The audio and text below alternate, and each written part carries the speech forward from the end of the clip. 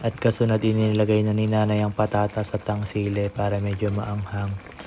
Kaya late na nilagay ni nanay ang patatas kasi gusto namin malutong yung patatas. Ayaw namin ng malambot. At kasunod dito ay binuhos na ang suka.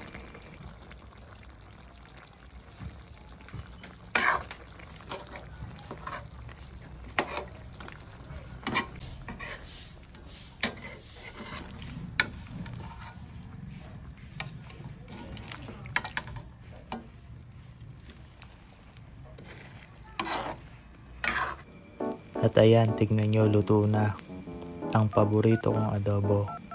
Napakasarap niyan, promise, mapapa-underize ka.